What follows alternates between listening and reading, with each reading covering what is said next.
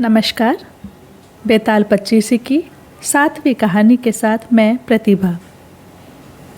कहानी का शीर्षक है किसका पुण्य बड़ा। कुछ देर भटकने के बाद राजा विक्रम बेताल को पकड़कर ले आते हैं। बेताल राजा विक्रमादित्य से बोलता है, राजन, मैं एक कहानी कहता हूँ, तुम सुनो, लेकिन एक शर्त है। कहानी के अंत में मैं तुमसे एक प्रश्न पूछूंगा। प्रश्न का उत्तर आते हुए भी तुमने अगर उत्तर न दिया तो तुम्हारा सिर फट जाएगा, और अगर तुम बोले तो मैं वापस उड़कर पेड़ पर चला जाऊंगा।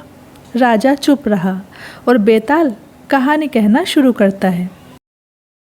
मिथिलावती नाम की एक नगरी थी। उसमें गुणधिप नाम का राजा राज करता था। उसकी सेवा करने के लिए अलग अलग राज्यों से लोग आते रहते थे। एक बार ऐसे ही एक व्यक्ति उनकी सेवा के लिए आता है, लेकिन राजा से उसकी भेंट नहीं होती। जो कुछ वह अपने साथ लाया था वह सब बराबर हो गया। एक बार राजा शिकार खेलने के लिए जाते हैं। जैसे ही उसे ये सब पता चलता है तो वह युवक राजा के साथ साथ उनके पीछे पीछे हो लेता है। जंगल इतना घना था कि राजा से उनके नौकर चाकर बिछड़ गए। राजा अब उस जंगल में अकेले थे। उनके साथ आए सभी नौकर चाकर का कुछ पता नहीं था। राजा को बहुत ज़ोर से प्यास लगी थी, पर कोई उनके पास नहीं होने के कारण पानी भी नहीं था। वो आवाज़ तो देते थे पर सुनता कोई नहीं।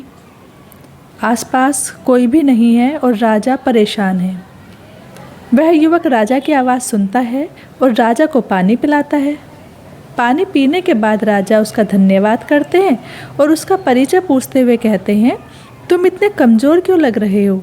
अगर कोई परेशानी है तो मुझसे कहो, मैं तुम्हारी समस्या का समाधान करने में अवश्य ही मदद करूँगा। उसने कहा, मेरा इस दुनिया में कोई नहीं है, मैं काम की तलाश में भटकता हूँ। राजा उसे आश्वासन देते हैं कि हम तुम्हारी समस्या का समाधान करने की अवश्य ही कोशिश करेंगे। राजा ने उस युवक की बुद्धि परखने के लिए उससे कुछ प्रश्न किए। राजा ने उस युवक से पूछा, अच्छा बताओ तो ज़रा, कौन सी 4 चीज़ें हैं जो मनुष्य को कमज़ोर बना देती हैं? प्रश्न का उत्तर देते हुए युवक ने कहा, महाराज, गलत व्यक्ति से प्रेम करना, बिना कारण हंसना, स्त्री से बहस करना और बुरे मालिक के लिए काम करना अक्सर इंसान को कमज़ोर बना देती हैं। उत्तर सुनकर राजा बहुत खुश हुए। राजा ने अब दूसरा सवाल किया। राजा ने पूछा, अच्छा युवक बताओ तो वो कौन सी 4 चीज़ें हैं जो विधाता ने हमारे जन्म के साथ ही लिख दी हैं? युवक उत्तर देता है, आयु, कर्म, धन और विद्या। ये कुछ ऐसी चीज़ें हैं जो विधाता ने हमारे जन्म के साथ ही हमारे साथ लिख दी हैं। राजन, जब तक आदमी का पुण्य उदय रहता है तब तक उसके बहुत से दास रहते हैं। जब पुण्य घट जाता है तो भाई भी बैरी हो जाते हैं। पर एक बात है, स्वामी की सेवा अकारत नहीं जाती, कभी ना कभी फल मिल ही जाता है। यह सुन राजा के मन पर उसका बड़ा असर हुआ। कुछ समय घूमने घामने के बाद वे नगर में लौट आए। राजा ने उसे अपनी नौकरी में रख लिया। उसे बढ़िया बढ़िया कपड़े और गहने दिए। एक दिन वह व्यक्ति किसी काम से कहीं गया। रास्ते में उसे देवी का मंदिर मिला। उसने अंदर जाकर देवी की पूजा की। जब वह बाहर निकला तो देखता क्या है, उसके पीछे एक सुंदर स्त्री चली आ रही है। युवक उसे देखते ही उसकी ओर आकर्षित हो गया। स्त्री ने कहा, पहले तुम कुंड में स्नान कराओ, फिर जो कहोगे सो करूँगी। इतना सुनकर युवक कपड़े उतारकर जैसे ही कुंड में घुसा और गोता लगाया कि अपने नगर में पहुंच गया। उसने जाकर राजा को सारा हाल कह सुनाया।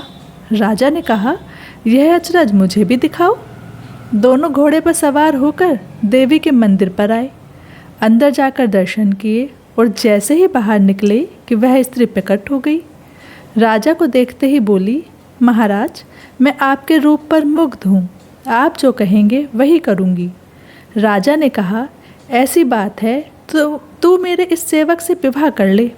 स्त्री बोली, यह नहीं हो सकता महाराज, मैं तो तुम्हें चाहती हूँ। राजा ने कहा, सज्जन लोग जो कहते हैं उसे निभाते हैं, तुम अपने वचन का पालन करो।